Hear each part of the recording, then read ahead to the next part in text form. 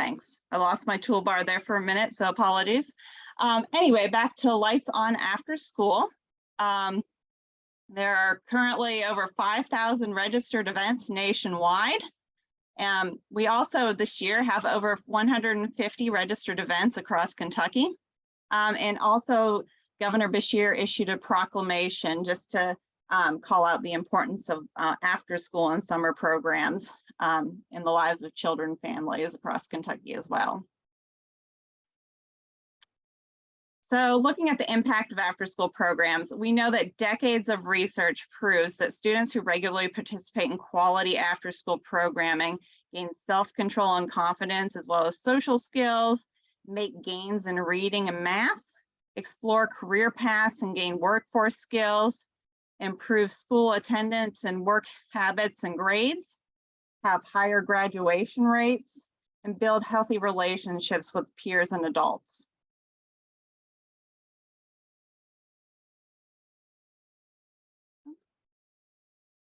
Sorry about that. So next we have a little briefing from Lieutenant Governor Jacqueline Coleman. She's just, wanted to talk a little bit about the importance of after-school programs in Kentucky for students and families.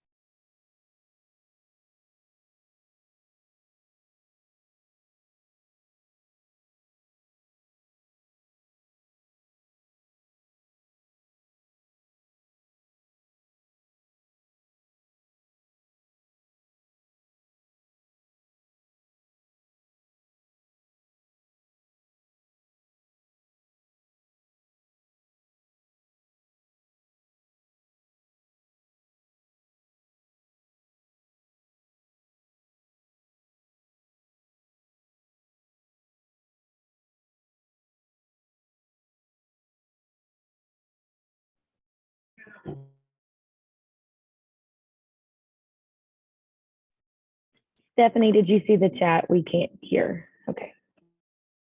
Yeah, sorry about that. I'm not quite sure. I hear the sound on my end. Just give me 1 second. Apologies.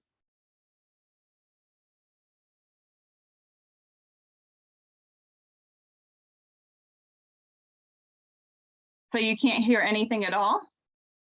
Oh. No, and April gave you that when you hit the share button, there's a little tiny checkbox. It's tiny, and you just have to check share computer sound. Okay, hang on just a second. Apologies. Oh my goodness.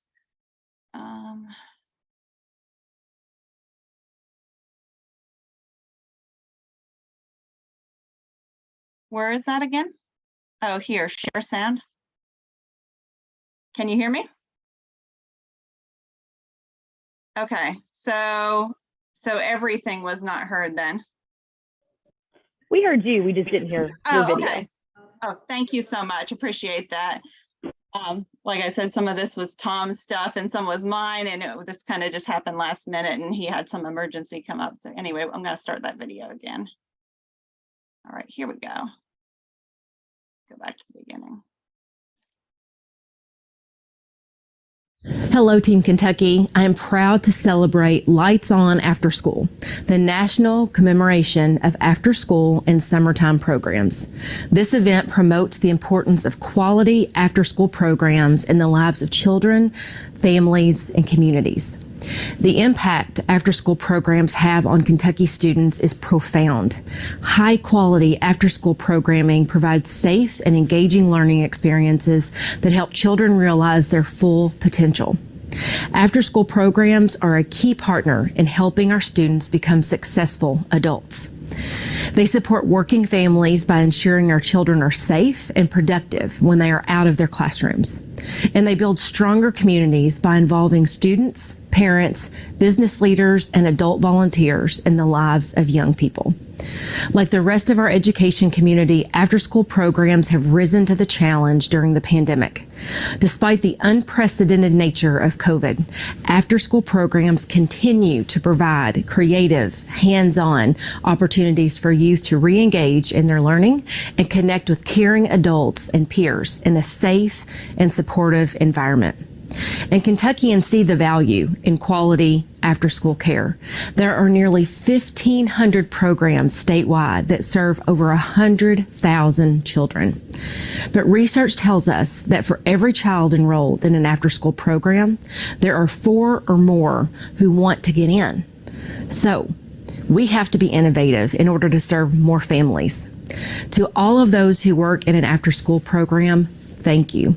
I am sure you don't hear that enough.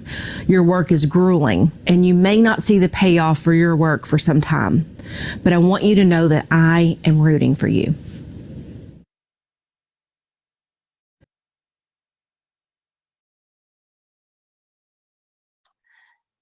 We are so appreciative for Lieutenant Governor Jacqueline Coleman for sharing that important welcome message. And now I just want to talk a little bit about what is the KYOSA Data Explorer, just to give you all a little bit of information about the tool. So anyway, the KYOSA Data Explorer is a free mapping tool that helps individuals, organizations, and agencies learn more about Kentucky's out-of-school time program landscape. The tool was initially created in 2020 by the Kentucky Out-of-School Alliance and Policy Map with generous support from the National Conference of State Legislators and the Charles S. Mott Foundation. The tool combines location and descriptive information on all 21st century community learning centers, regulated school-age childcare providers, permitted youth camps, boys and girls clubs, and Save the Children partner sites who offer OST programming with nearly 40 additional indicators which are sourced from Policy Map that are relevant to out-of-school time stakeholders. And this 2022 update now includes data from the Kentucky Department of Public Health on all permitted youth camps, as well as selected data from the 2020 U.S. Census. We define an out-of-school time program as a supervised program that young people attend regularly when school is not in session. And these can include multi-purpose programs such as 21st Century, licensed childcare and boys and girls clubs, academic programs such as summer or expanded learning programs, or specialty programs such as coding academies, sports clubs, theater programs. The out-of-school time programs you'll see today on the KYOSA Data Explorer were identified through multiple sources.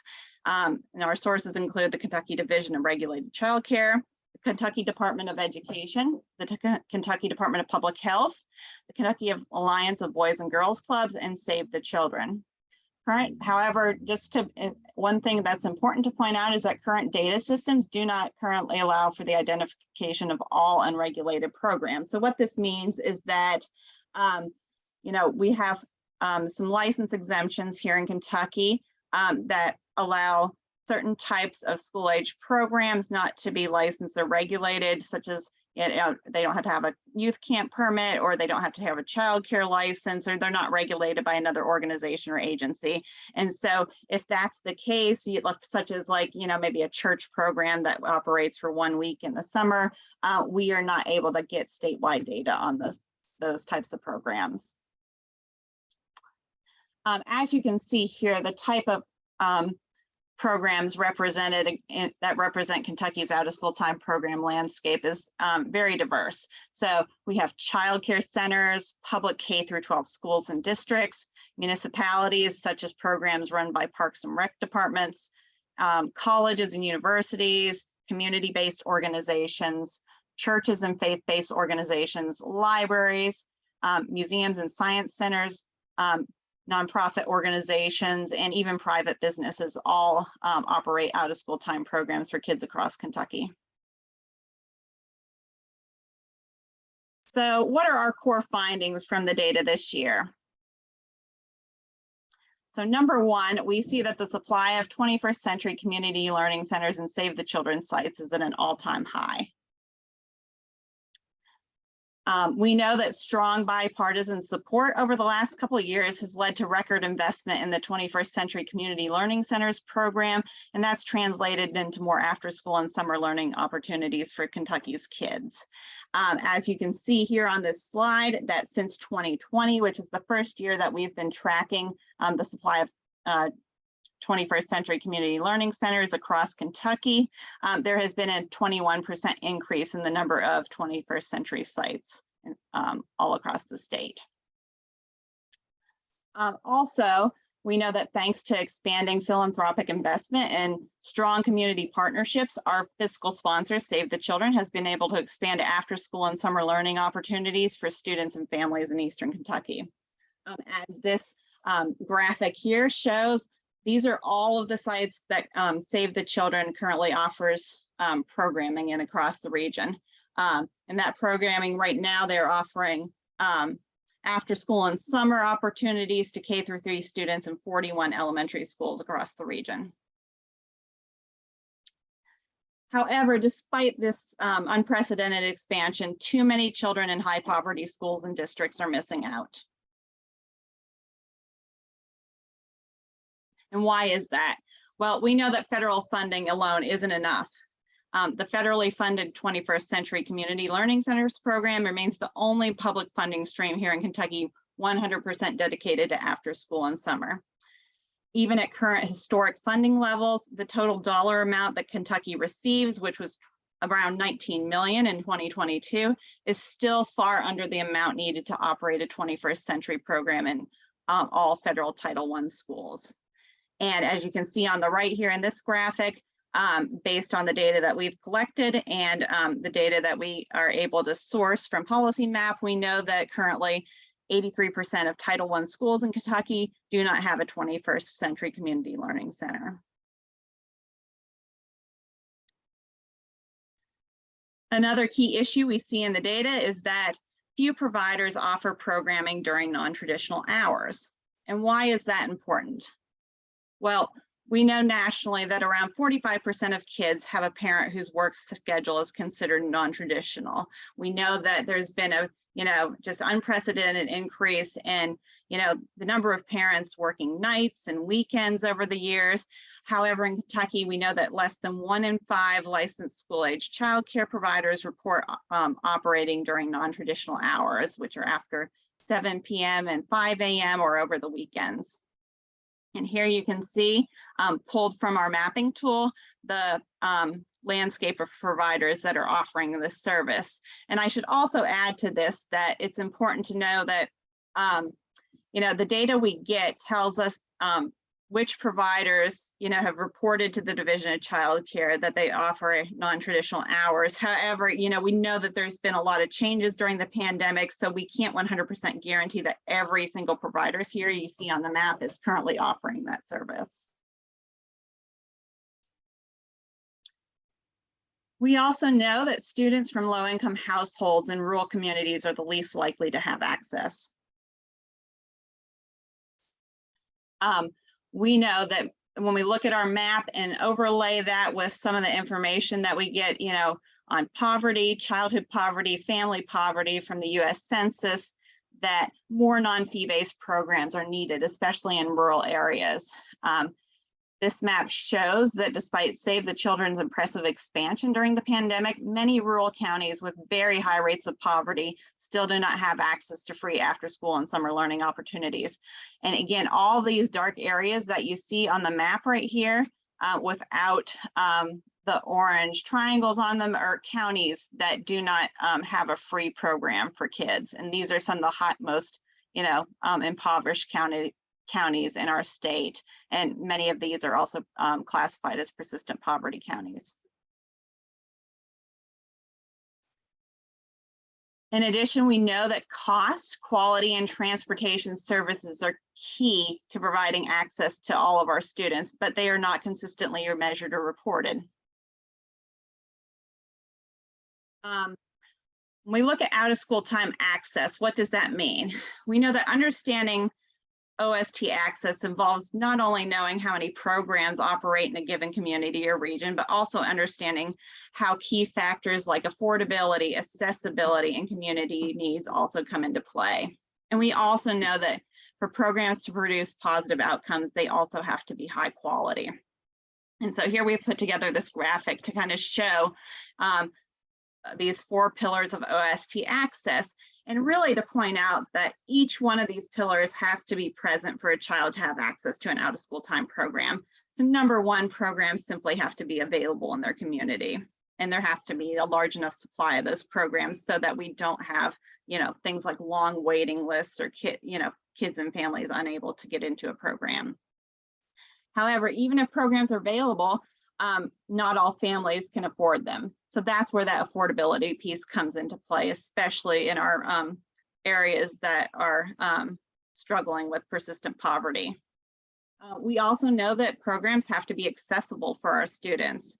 And what I mean by this is that a significant barrier we know that our families experience when it comes to accessing out of school time programs is families need a safe way for their kids to get to and from programs, especially if those programs are not located at their school, so they're off-site somewhere. And we also know that programs have to meet the needs of the communities and the families they serve. And so one area that we see this really coming into play is access for children with special needs or disabilities. And, for example, we know based on prior research that often, even if all three of these other pillars are in place, families with children with special needs and disabilities especially struggle to find programs that meet their needs. And lastly, despite being able to, really bring, the best look that we can possibly provide at Kentucky's out of school time landscape with the data that we are able to gather, we know that more complete data are needed to truly understand what access looks like for every student and family in Kentucky. And this is important because we know that better data, number one, helps families make informed choices. Kentucky's program population, as I kind of alluded to before, is not identifiable through a single source. Instead, KYOSA has to piece together program site lists from multiple sources, identify overlap, remove duplicate records, and contract with a GIS mapping service provider to provide this information to the public. And so the main takeaway here is really that complete state level data are needed to help families make informed choices. We need to know all the programs in every community across the state so parents are able to understand the complete range of options available to them.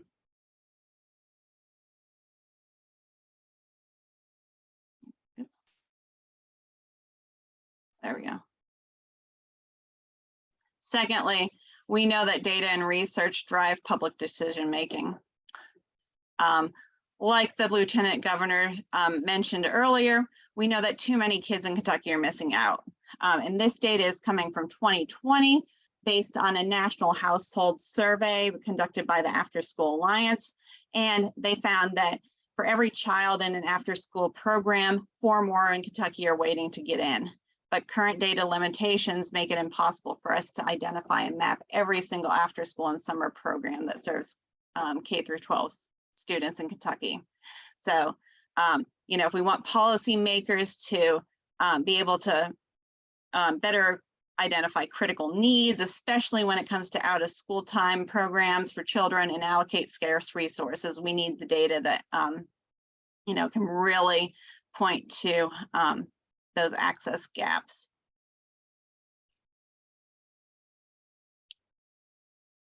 Some other resources that we've put together for you all that have been released on our website this morning. We have an updated landing page that houses the KYOSA Data Explorer, and that landing page includes some new things like a social media toolkit, has some text that you can use to make social media posts, copy and paste, and to go along with that, we've also created several social media graphics that are tied into these key findings. And a little bit later this month, we will also be releasing a bunch of updated fact sheets related to our core findings as well. So now I want to just take a minute. I'm going to exit out of this, and I just want to show you what the tool actually looks like. So if you go to our website here, and I will put this in the chat. Just a second. Here's the link. You'll come to a page. It says KYOSA Data Explorer. It's under Research and Policy. If you click on that page, you'll come right here. And if you scroll down, you'll see It'll tell you more about the tool, our sources of data, and then embedded on this page right here is the actual tool. So you can click on the map or use the search and menu bars to start exploring your community's OST program landscape, and also add things like add points to the map, add different layers, etc. I'm just going to walk through what the rest of the page looks like a little bit, and then I am going to open up this tool in another window here and kind of walk you through some of the different features. So if you scroll down through this page, you can click on this button right here and you can download a data directory. It'll tell you every single data source that we have in the tool right now. A lot of times programs, especially if you're writing grants, you want to know how to cite data in the tool. This will tell you exactly how to do that. And we also have an instructional video up here as well that kind of walks you step by step on how to use different features in the tool. Again, we just summarize our core findings in this section. This is the section that includes all of the resources that we are putting together for this release.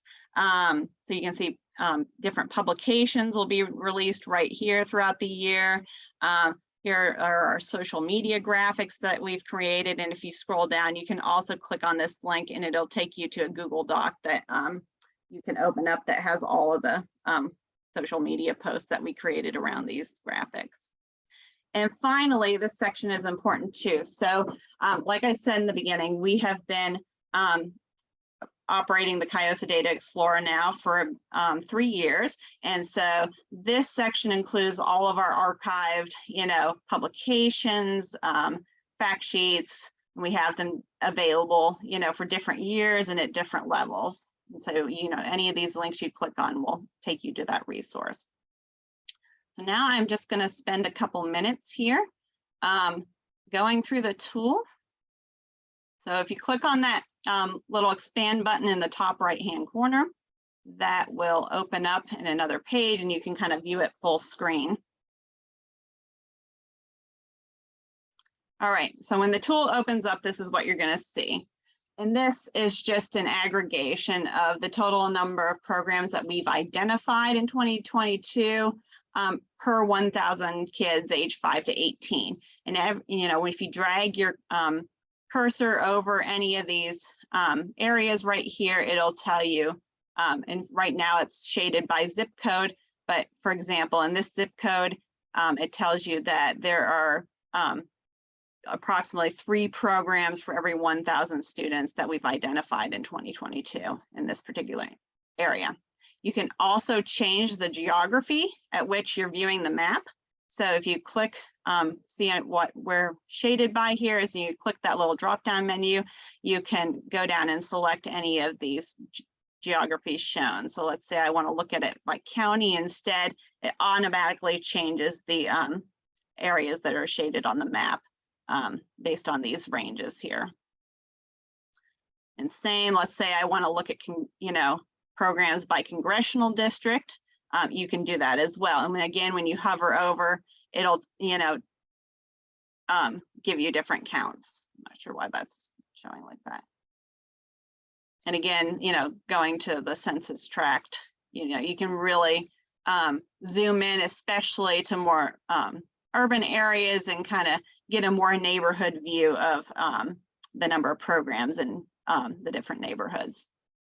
So I'm gonna, if you want to take the data off the map, you just click that X right at the top.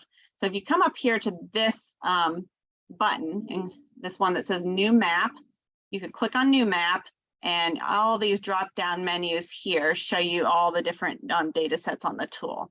So the data that's coming from us, KYOSA, is going to be found right here under OST programs. So if you click and point data sets are shown with this kind of little location icon, and layer data sets are shown, I'm not sure what you'd call that, but this kind of sideways diamond or something.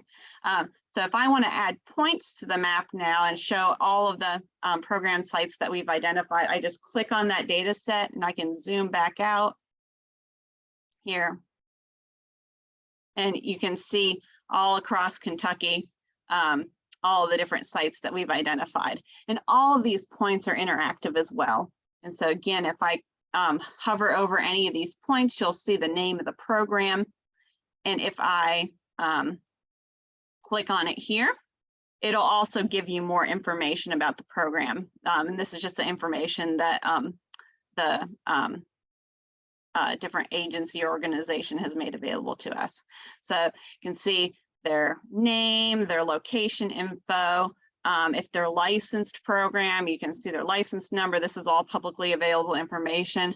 And also see a little bit information about their program that we collect here, put together for you, as well as any enrollment information that's been made available. For example, like for all 21st century programs, we know all the grades that they serve, we know whether or not they serve middle and high school students. And then like for our more licensed programs, we also have that data on non-traditional hours as well. So if I X off that, that'll make that go away. But one of the, I think, coolest features of this tool is all of the different overlays that you can add to the map. So coming through these menus, you can also add different points to the map. You can kind of compare where the programs are versus where all the public schools are and other educational institutions across Kentucky. You can also compare and see what other community assets are in your area. So like libraries, museums, nonprofit locations. I'm just going to close up these a little bit. And then you can also, in this kind of main menu here that's labeled vulnerable populations and communities, you can explore all of that data that we are able to source from policy maps. So demographic data from the US Census, again, from the US Census as well, information on poverty, and we have quite a number of different data sets that we feel are relevant here to out of school time, so like families and children in poverty, even single-headed female families with children in poverty, food insecure children, and those persistent poverty counties and tracts. And so, for example, if I wanted to look at, you know, kind of what my supply looks like related to kids in poverty, if I click on that data set, give my computer a minute here, you will see those points overlaid with that layer data set there. And again, if you don't want to view it by zip codes, let's say you want to view it by counties or something, you can come over here and click on that drop down menu once again and see counties. Also, if you right now, like if you hover over, you can see the county, but let's say you want to see all the county names pop up in the boundaries. You can also scroll down here where it says boundaries and put any of these boundaries on the map just so you have those boundary lines drawn. And I'm going to just go here and select counties. And again, then all the names of the counties pop up as well as those boundary lines on the map. So another new feature with this tool that we got this year is now for the first time you are able to put any location in this search bar up at the top here and get a list of points for that location. So if I wanted to put my own county, Madison County, Kentucky, I would just type that into the search bar here. It comes up down here. I select that county. It'll zoom in for me. And once it's loaded, you can see not only you know, the percent of people under 18 in poverty in Madison County, but you can also see a list of all the program sites that we've identified in Madison County as well. So if you click on that, it'll open up a table and you can scroll through and see all of the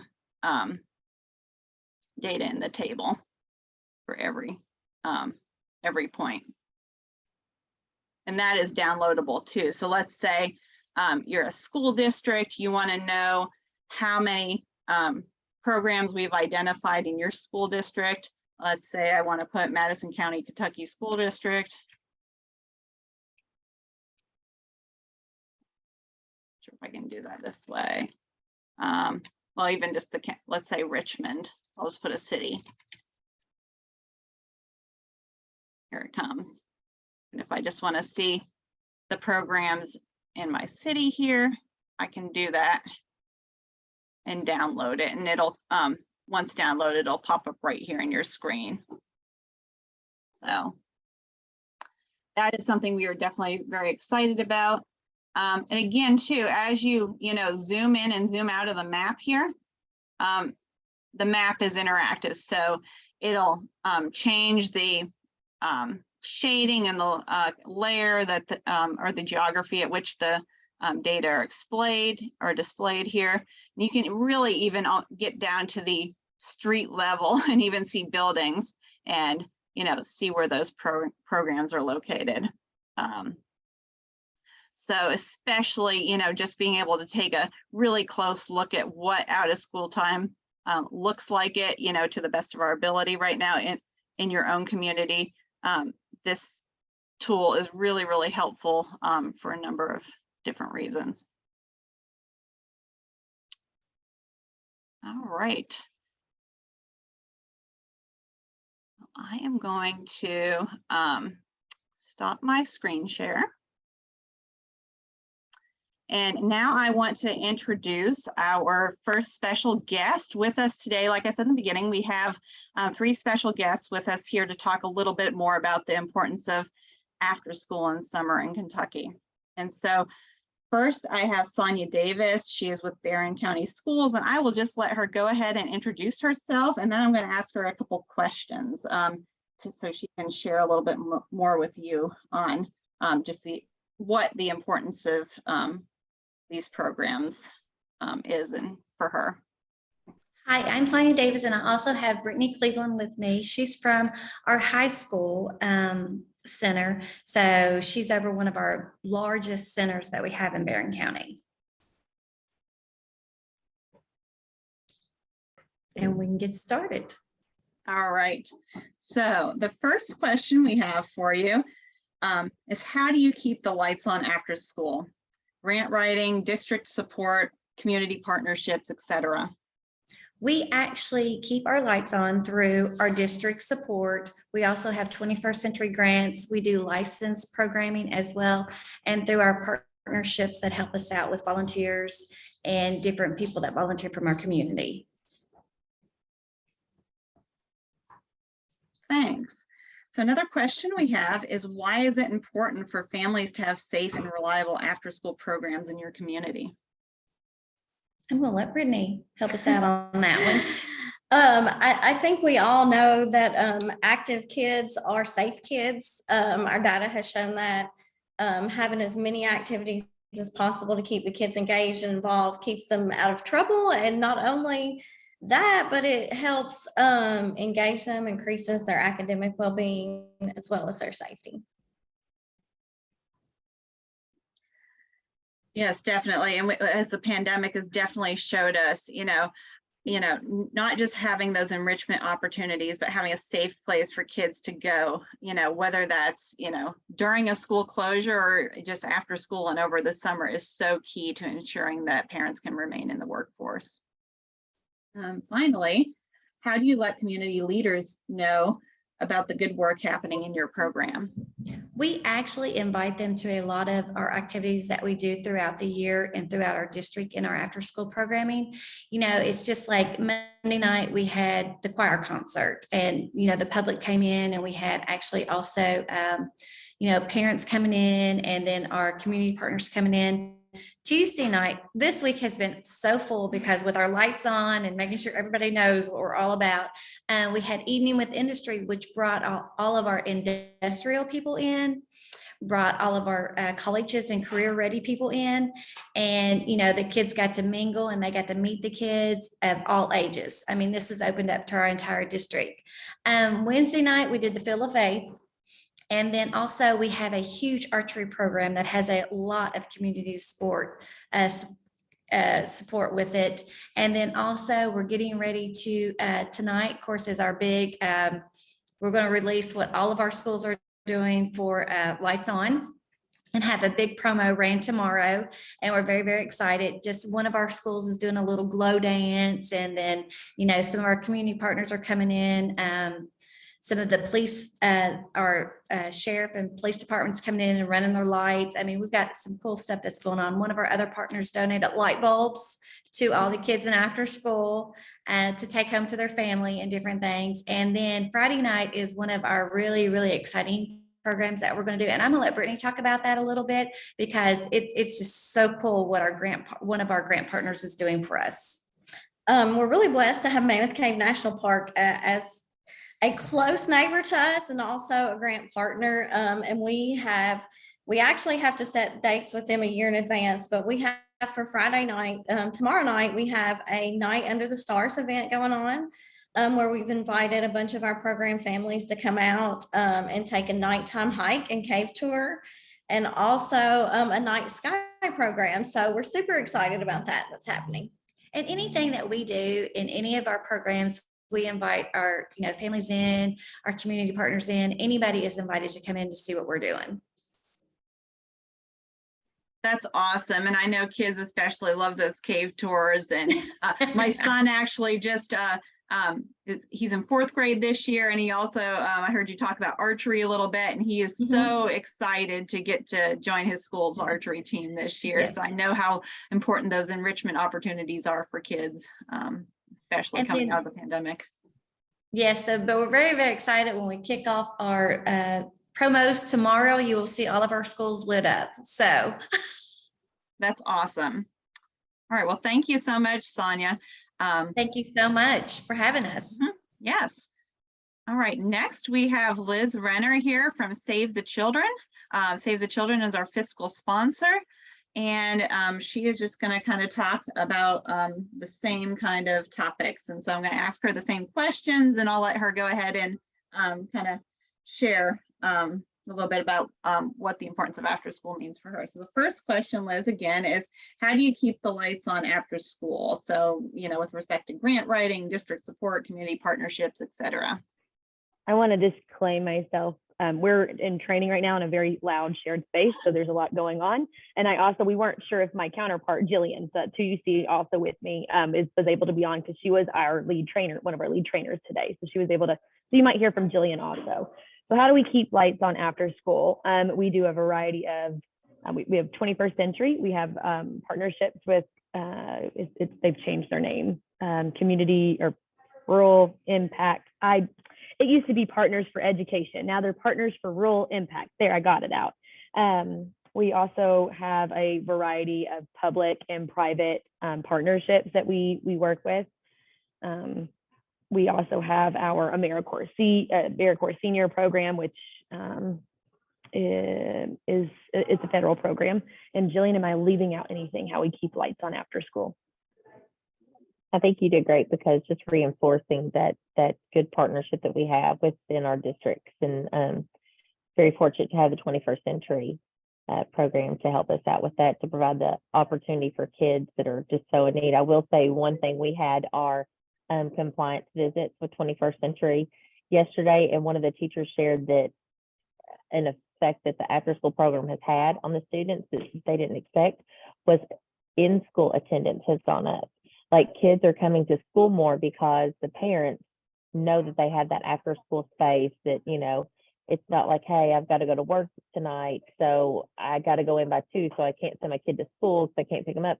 They're actually sending the kids to school because they know that after school program is there, that they're going to get the help they need, like you all said, a safe environment. So I thought that was just speaks volumes to the program and the partnership that we have with 21st Century and the after school. Yeah, Jillian, especially, being able to offer those programs free of charge to the students, so parents don't have to worry about how am I possibly going to pay program fees. When we've done some surveys across Kentucky, we find that the #1 funding source for after-school programs in Kentucky is parent fees. And those fees are actually higher than the national average, which is kind of surprising. And so being able to, eliminate that barrier for parents, especially, is so key, especially, in current times. So the next question we have for you is, why is it important for families to have safe and reliable after-school programs in your community? I think Jillian has just hit on that. You know, we have a lot of working families, and you hate to treat after school as childcare, especially 21st century, our Save the Children programs that we implement. You hate to call it childcare because you want it to be more than just childcare. You want it to be more meaningful than that. But it does provide a safe childcare for our working families. And so many working families, you also touched on this, Stephanie, earlier, are on these non-traditional hours. And so we know some of our programs are able to work, you know, operate a little bit later. And then, of course, you just hit on it too, finances, having affordable childcare. And I'm also in a situation personally, not professionally, where I have a child with special needs. I don't have a lot of childcare options for me. So I know it has to get, we got to get creative, right? Yeah, definitely. And I can also kind of, you know, speak to the difficulties that special needs parents have in particular. I am also the parent of 2 children, elementary children with special health care needs and various disabilities. And so I know just my personal struggles trying to find not only childcare, but after school programs, summer programs that I know will work for them. And so there are definitely some significant barriers there, especially, you know, for families and communities that don't have a lot of options. And finally, the last question we have is, how do you let community leaders know about the good work happening in your program? Of course, with our 21st century programs, we have advisory councils that work with community partners. And some of our non-21st century programming that we offer, we work with community collaboratives. We have community engagement in several of our districts that we work with, and we cross collaborate all the time. And then, of course, we have a very small caseload of schools that don't have community engagement, and our school age program coordinators have to get really creative about reaching out. But we on our end give them a lot of support with ideas and helping them reach out and helping them make those connections within their community. So I think Sonya said, like, reaching out to fire departments and police officers and you know, doctors and nurses, just giving the stakeholders we work with the courage to make those, and they've done phenomenal. Jillian, you have anything? I just have to say I'm really jealous of the Mammoth Cave trip. That's got me thinking, what can we do close that we could pull in? So thank you for sharing that, because that's another thing that we could do. And I think the pandemic has greatly affected the amount that community partners are willing to partner, but it's almost had a positive aspect, because we saw that schools and that was the backbone, that, you know, that was our outlet to reach the most students, the most families. So it's kind of had the opposite effect. We thought it might be, you know, a hindrance. In some cases it's becoming, you know, more of an adding point for community-based partnerships to begin.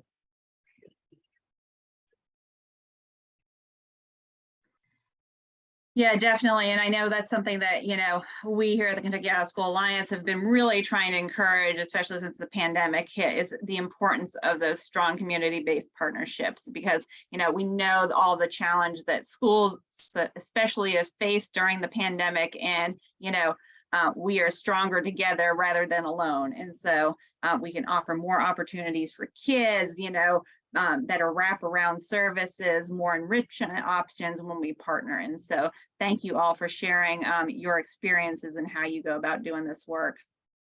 And finally here, we have Angela Masden-Wilson. She is a parent with a kid in an after-school program, and we just wanted to invite her, let her introduce herself a little bit, and then I just have a couple questions for her as well related to the importance of after-school programs and what they mean for her family. Well, hello, everyone. Of course, my name is Angela, and yes, I am a parent, but I also have worked in after-school program as a director for the last 8 years, and I actually have my own nonprofit that does after-school activities as well. And just FYI, I took a group of kids from the inner city in Louisville to Mammoth Cave.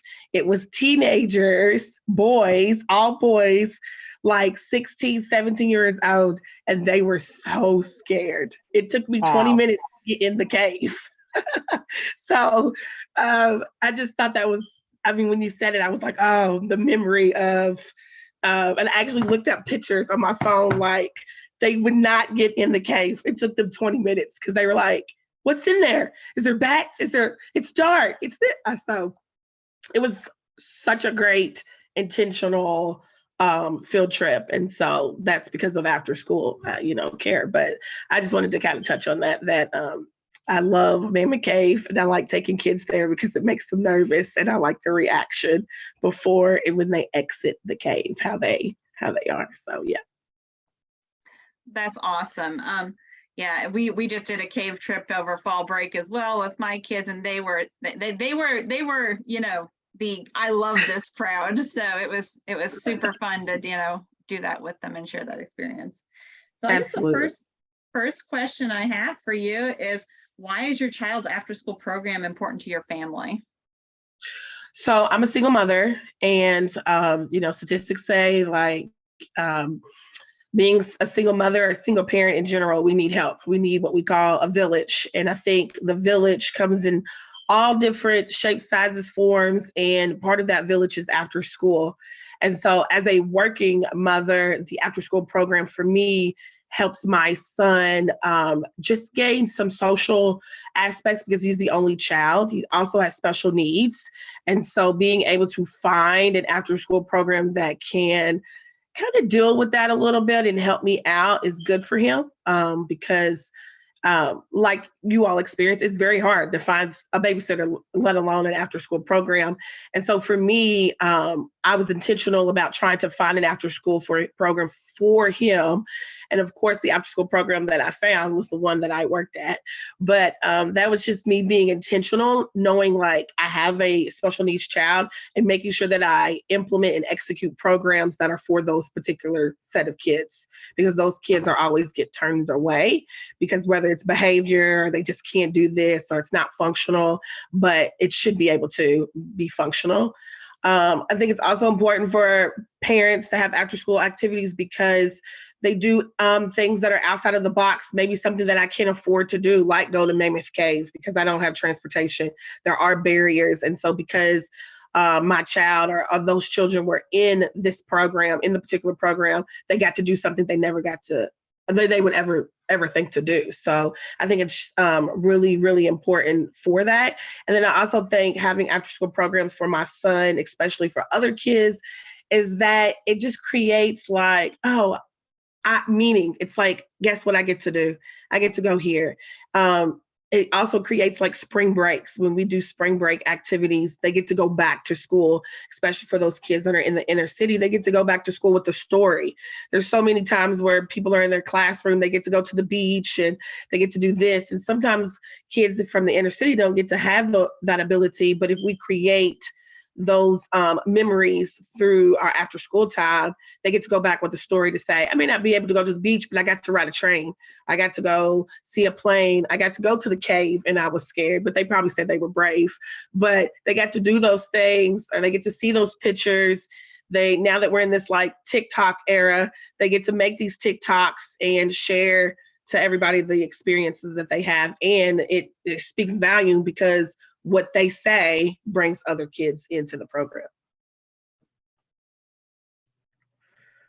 That's so awesome. So also, and I feel like you touched on this a little bit already, but, does having a safe and reliable place for your child to go during after school give you peace of mind?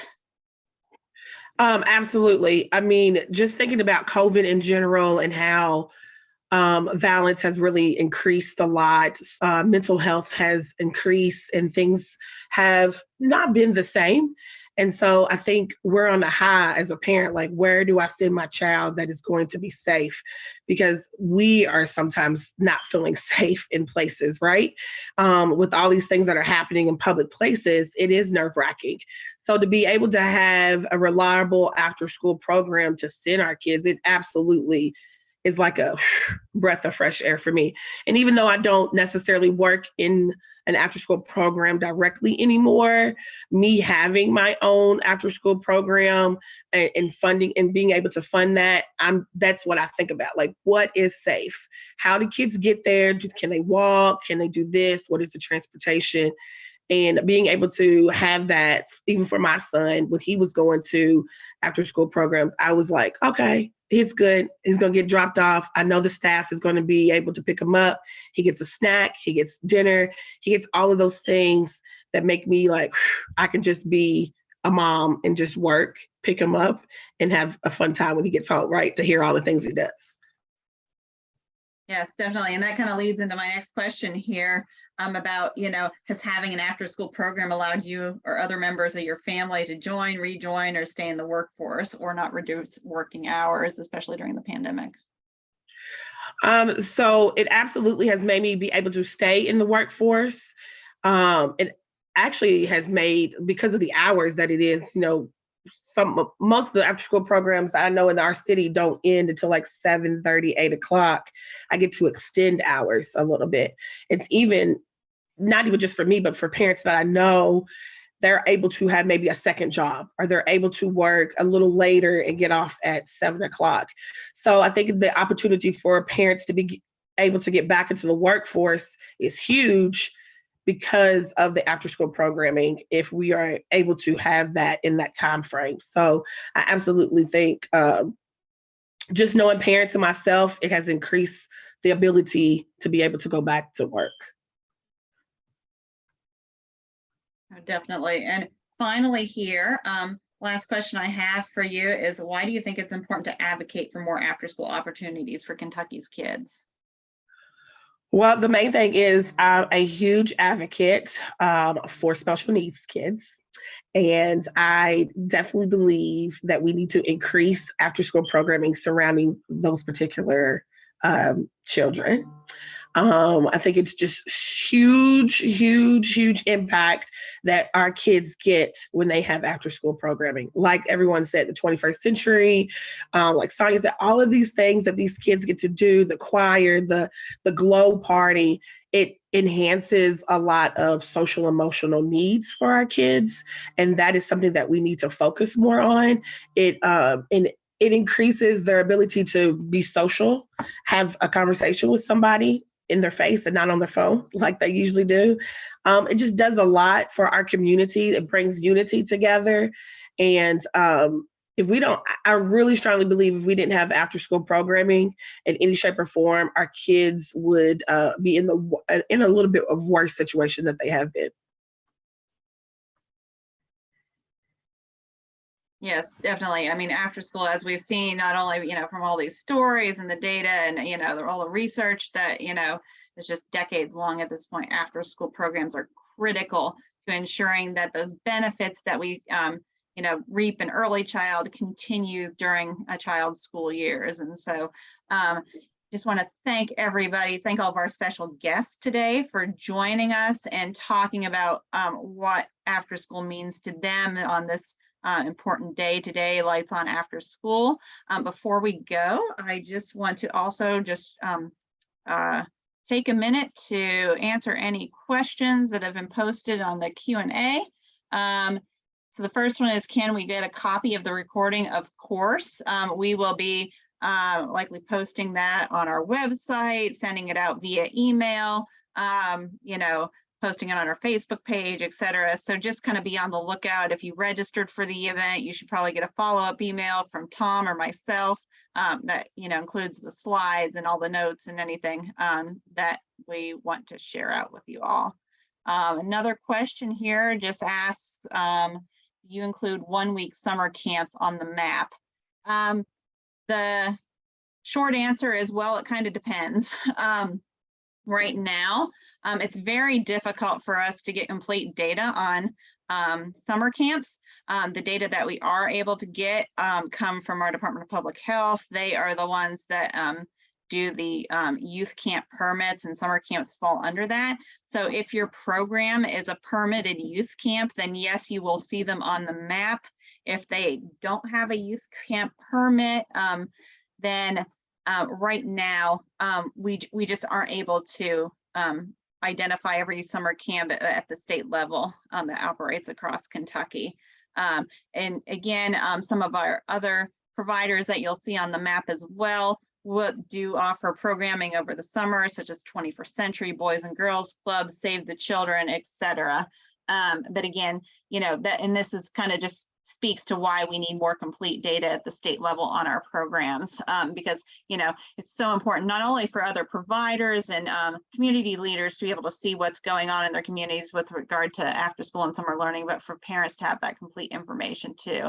I know as a parent myself, it has been so difficult to find complete information on all the programs that, you know, are going to be offered in my community over the summer. I'm going to different websites, Google searching, asking my school if they have a list. And so this is why that complete state level data is so important. And then finally, I just want to go ahead and share my screen one last time.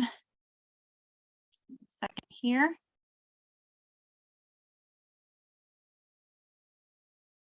Can everybody see the correct screen? It should say thank you with, okay, because it's not popping up the little outline for some reason.